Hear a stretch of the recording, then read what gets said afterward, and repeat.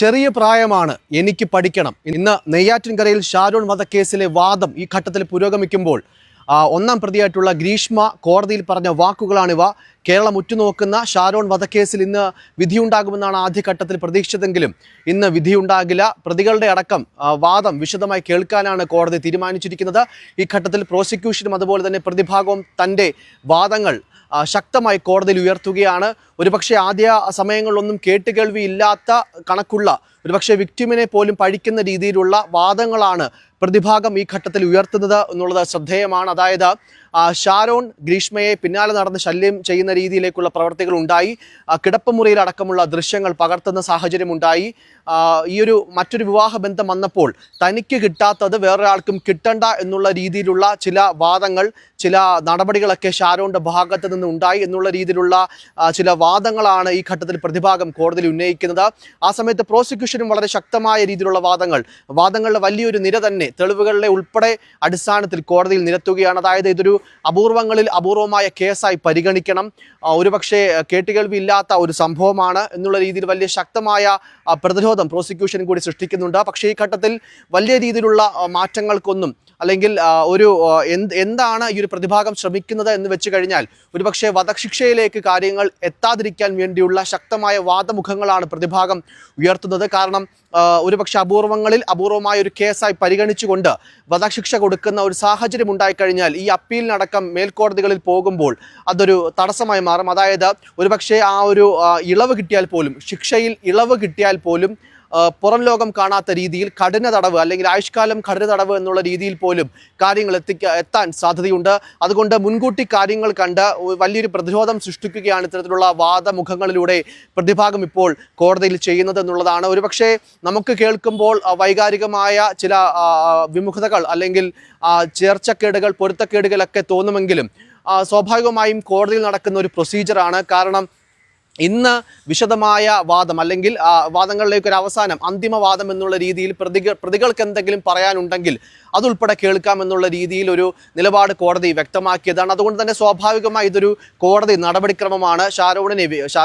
ഷാരോനാണ് ഈ ഒരു കേസിലെ വിക്ടിം എന്ന് നമുക്കെല്ലാം അറിയാമെങ്കിൽ പോലും പ്രതിഭാഗത്തിനും പ്രതികൾക്കും പറയാനുള്ളത് കേൾക്കാനുള്ളൊരു അവസരം കോടതി നൽകുമ്പോൾ അത് പരമാവധി പ്രതിഭാഗം പ്രയോജനപ്പെടുത്തുന്നുണ്ട് എന്നുള്ളത് മാത്രമാണ് മനസ്സിലാക്കേണ്ടത്. എന്തായാലും ശിക്ഷാവിധി ഒന്നും ഉണ്ടാവില്ല എന്നുള്ള കാര്യം ഉറപ്പിച്ച് പറയാൻ സാധിക്കുന്ന ഘട്ടമാണ്. ശിക്ഷാവിധി എന്നത്തേക്ക് ഉണ്ടാകും എന്നുള്ള കാര്യത്തിലും ഇന്ന് തീരുമാനമുണ്ടാകും. എന്തായാലും ഈ ഒരു പ്രമാദമായ കേസിൽ, കേരളം ഉറ്റുനോക്കുന്ന ഷാരോൺ വധക്കേസിൽ ഒന്നാം പ്രതി ഗ്രീഷ്മ തന്നെയാണെന്ന് കോടതി കണ്ടെത്തി കഴിഞ്ഞു.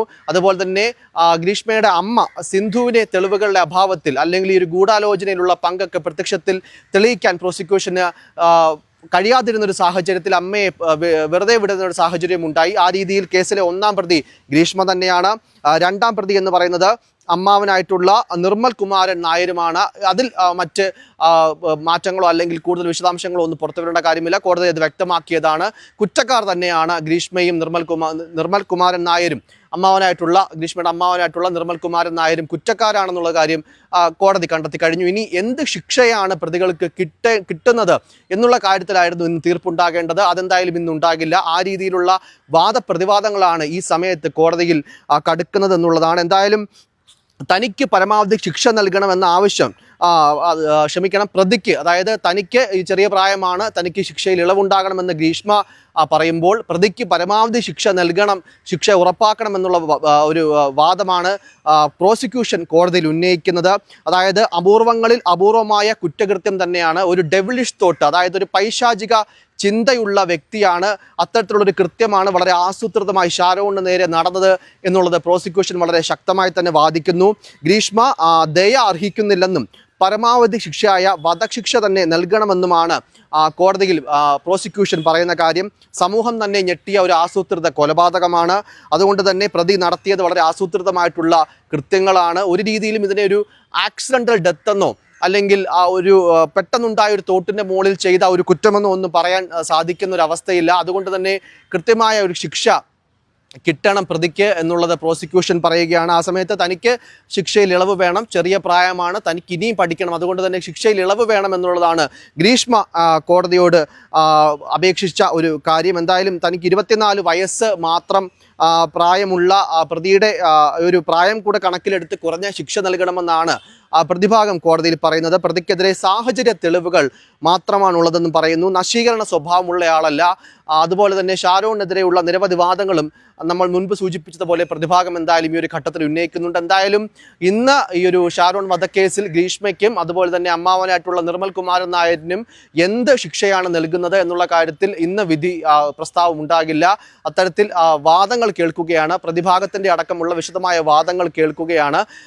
കേരളം ഉറ്റുനോക്കുന്ന ഒരു ശിക്ഷാവിധി കൂടിയായിരുന്നു ഈ ഒരു ഷാരോണിൻ്റെ വധക്കേസിൽ ഉണ്ടാകുന്ന ഒരു കാര്യം. അതുകൊണ്ട് തന്നെ വലിയ രീതിയിലുള്ളൊരു പ്രതീക്ഷയുണ്ട്. ഒരു പക്ഷേ നമുക്ക് കേരളത്തിൽ കേട്ടുകേൾവിയില്ലാത്ത രണ്ടുപേർ, പ്രണയത്തിലായിരിക്കുന്ന രണ്ടുപേർ, അന്യോന്യം സ്നേഹിക്കുന്നു എന്ന് വിശ്വസിക്കുന്ന രണ്ടുപേർ, അതും പ്രത്യേകിച്ച് ഷാരോണിൻ്റെ കാര്യമാണെങ്കിൽ നമുക്കറിയാം അത്രയേറെ ഗ്രീഷ്മയെ വിശ്വസിച്ചിരുന്ന ഒരു വ്യക്തിയാണ്.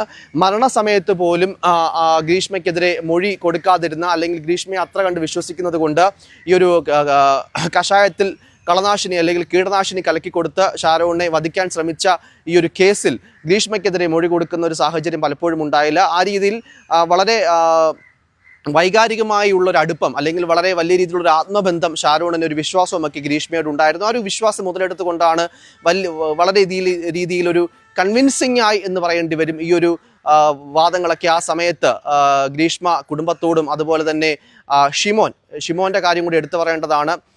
ഷാരോണിൻ്റെ സഹോദരനായിട്ടുള്ള ഷിമോനായിരുന്നു കൃത്യമായി ഈ ഒരു കേസിൽ ഗ്രീഷ്മയാണ് പ്രതിസ്ഥാനത്തുള്ളത് എന്നുള്ള കൃത്യമായ ഒരു ലീഡിലേക്ക് കാര്യങ്ങൾ എത്തിച്ചത് ഷിമോനായിരുന്നു. ഷിമോൻ ആ സമയത്ത് ആയുർവേദം പഠിക്കുന്ന വിദ്യാർത്ഥിയായിരുന്നു, നിലവിൽ ആയുർവേദ ഡോക്ടറാണ്. അതുകൊണ്ട് തന്നെ ഈ ഒരു കഷായത്തിൻ്റെ പേരും മറ്റുമൊക്കെ ചോദിക്കുമ്പോൾ ഗ്രീഷ്മയുടെ ചില മൊഴികളിലെ വൈരുദ്ധ്യവും മറ്റും കണ്ട്, അല്ലെങ്കിൽ ഈ ഒരു കഷായം കുടിച്ചു കഴിഞ്ഞാൽ ഒരു രീതിയിലും ഇത്തരത്തിലുള്ള മരണാസന്നമായേക്കാവുന്ന അപകടങ്ങൾ ഉണ്ടാകില്ല എന്നുള്ളത് കൃത്യമായ ഒരു ബോധ്യമുള്ള ഒരു മെഡിക്കൽ വിദ്യാർത്ഥി എന്നുള്ള നിലയിലും ഷിമോൻ ഈ കേസിൽ ഉടനീളം നടത്തിയ ഇടപെടലുകളും അതുപോലെ തന്നെ മുൻകൈയും വളരെ പ്രശംസ അർഹിക്കുന്നുണ്ട്, മാതൃകാപരമാണെന്ന് കൂടി പറയേണ്ടി വരും. എന്തായാലും കൊലപാതകം, അതായത് സെക്ഷൻ 302 ഉൾപ്പെടെ ഇന്ത്യൻ ശിക്ഷാ നിയമത്തിലെ വിവിധ വകുപ്പുകൾ പ്രകാരം ഗ്രീഷ്മ കുറ്റക്കാരിയാണെന്നായിരുന്നു കോടതി വ്യക്തമാക്കിയിരുന്നത്. IPC സെക്ഷൻ 201 പ്രകാരമാണ് ഇതുപോലെ അമ്മാവനായിട്ടുള്ള നിർമ്മൽ കുമാരൻ നായർ കുറ്റക്കാരനായത്. 2022 ഒക്ടോബർ 14 കേരളത്തിന് തന്നെ നടുക്കിയ ഈ ഒരു ഷാരോൺ വധം അരങ്ങേറിയത്. ഷാരോണും ഗ്രീഷ്മയും വർഷങ്ങളായി പ്രണയത്തിലായിരുന്നു. ഇതിനിടെ ഗ്രീഷ്മയ്ക്ക് മറ്റൊരു വിവാഹാലോചന, അതായത് മറ്റൊരു സൈനികന്റെ വിവാഹാലോചന വരികയും അത് നല്ലൊരു ബന്ധമായി ഗ്രീഷ്മയ്ക്കും അല്ലെങ്കിൽ ഗ്രീഷ്മയുടെ കുടുംബത്തിനും തോന്നിയ ഒരു സാഹചര്യത്തിൽ ഏത് വിധേനയും തൻ്റെ ആൺ സുഹൃത്തിനെ, തൻ്റെ പ്രണയിതാവിനെ ഒഴിവാക്കണമെന്നുള്ള ചിന്തയിൽ വളരെ ആസൂത്രിതമായി കരുതിക്കൂട്ടി ചെയ്ത ഒരു ജ്യൂസ് ചലഞ്ച്, അത് പരാജയപ്പെട്ടതിന് പിന്നാലെ ഒരു കഷായ ചലഞ്ച്, അല്ലെങ്കിൽ കഷായത്തിൽ കീടനാശിനി കലർത്തി താൻ കുടിച്ചു കാണിക്കുന്നു. അതിൻ്റെ വിഷം കലർത്തിയ മറ്റൊരു കുപ്പിയിലെ കഷായം ഷാരോണിനോട് കുടിക്കാൻ ആവശ്യപ്പെടുന്നു. അതിനുശേഷം വലിയ രീതിയിലുള്ള ശാരീരിക അസ്വാസ്ഥ്യങ്ങൾ ഉണ്ടാവുകയും ഛർദിലടക്കമുള്ള ബുദ്ധിമുട്ടുകൾ ഉണ്ടാവുകയും ഒക്കെ ചെയ്യുന്നു. പിന്നീടാണ് ഈ ഒരു ഷീമോൻ്റെ അടക്കം ഇടപെടലുകൾ കൊണ്ട് ഗ്രീഷ്മ എന്തോ ഒരു സാധനം, വിഷാംശമുള്ള എന്തോ ഒരു സാധനം, മരണകാരണമായേക്കാവുന്ന എന്തോ ഒരു സാധനം കഷായത്തിൽ കലക്കി കൊടുത്തിരിക്കുന്നു എന്നുള്ള സംശയമൊക്കെ ബലപ്പെട്ടത്. ആദ്യഘട്ടത്തിൽ പോലീസിൻ്റെ ഭാഗത്തു നിന്ന് ചെറിയ വീഴ്ചകളൊക്കെ സംഭവിച്ചൊരു കേസാണെന്ന് കൂടി പറയാതിരിക്കാൻ സാധിക്കില്ല. പക്ഷേ ക്രൈംബ്രാഞ്ചിൻ്റെ കയ്യിലേക്ക് ഈ ഒരു കേസ് കിട്ടിയ സാഹചര്യം മുതൽ വ്യക്തമായ ഡിജിറ്റൽ എവിഡൻസുകൾ അടക്കം ശേഖരിക്കുന്ന, അല്ലെങ്കിൽ കൃത്യമായ മൊഴിയെടുപ്പ് പ്രതികളെ ചോദ്യം ചെയ്യുന്ന ഒരു സാഹചര്യത്തിലേക്ക് വന്നപ്പോഴാണ് ഇതിൻ്റെ ഒരു നെല്ലും പതിരും തിരിച്ചറിഞ്ഞത് എന്ന് പറയേണ്ടി വരും. ആ രീതിയിൽ ജ്യൂസ് ചലഞ്ച് ആദ്യം നടത്തുന്നു. പാരസെറ്റമോൾ കലർത്തിയ ജ്യൂസ് ഷാരോണിനെ കൊണ്ട് കുടിപ്പിച്ചായിരുന്നു ആദ്യ ശ്രമം. ആ ഒരു ദേഹാസ്വാസ്ഥ്യം ഉണ്ടായെങ്കിലും ആ ശ്രമം പരാജയപ്പെടുന്നു. പിന്നീട് പ്രതി ഗ്രീഷ്മ ഷാരോണിനെ തൻ്റെ വീട്ടിലേക്ക് വിളിച്ചു വരുത്തിയാണ് ഈ ഒരു കഷായത്തിൽ കീടനാശിനി കലർത്തി കൊടുത്തത്. ഇത് കഴിച്ച് ദേഹാസ്വാസ്ഥ്യമുണ്ടായ ഷാരോണിനെ ഉടൻ തന്നെ ആശുപത്രിയിലേക്ക് പ്രവേശിപ്പിക്കുന്നു. 11 ദിവസം ചികിത്സയിലായ ഷാരോൺ പിന്നീട് മരണത്തിന് കീഴടങ്ങുന്ന കാഴ്ചയാണ് കേരളം കണ്ടത്. എന്തായാലും ആന്തരിക അവയവങ്ങൾ ഉൾപ്പെടെ വലിയ രീതിയിലുള്ള വിഷാംശം ചെന്ന് ആണ് ഷാരോൺ മരണപ്പെട്ടത് എന്നുള്ളതും കൃത്യമായി കണ്ടെത്തിയിരുന്നു. എന്തായാലും കേരളം ഉറ്റുനോക്കുന്ന ഒരു കേസിലെ വിധി പ്രസ്താവത്തിന് മുൻപുള്ള അവസാന വാദപ്രതിവാദങ്ങളാണ് നെയ്യാറ്റിൻകര സെഷൻസ് കോടതിയിൽ പുരോഗമിക്കുന്നത്. എന്തായാലും ഇന്ന് വിധി പ്രസ്താവം ഉണ്ടാകില്ല. ഒന്നാം പ്രതി ഗ്രീഷ്മ തന്നെയാണ് ഷാരോണിൻ്റെ വധക്കേസിൽ. അതുപോലെ തന്നെ അമ്മയെ തെളിവുകളുടെ അഭാവത്തിൽ കോടതി വെറുതെ വിട്ടിരുന്നു. അമ്മാവനായ നിർമ്മൽ കുമാരൻ നായരും കേസിൽ പ്രതിയാണ്. എന്ത് ശിക്ഷയായിരിക്കും കേരളത്തിനെ നടുക്കിയ സമാനതകളില്ലാത്ത ഷാരോൺ വധക്കേസിൽ ഒന്നാം പ്രതിയായിട്ടുള്ള ഗ്രീഷ്മയെ കാത്തിരിക്കുന്നത്, അല്ലെങ്കിൽ എന്ത് തരം വിധി പ്രസ്താവമായിരിക്കും കോടതിയുടെ ഭാഗത്ത് നിന്ന് ഉണ്ടാവുക എന്നുള്ളതാണ് ഇനി കണ്ടറിയേണ്ടത്.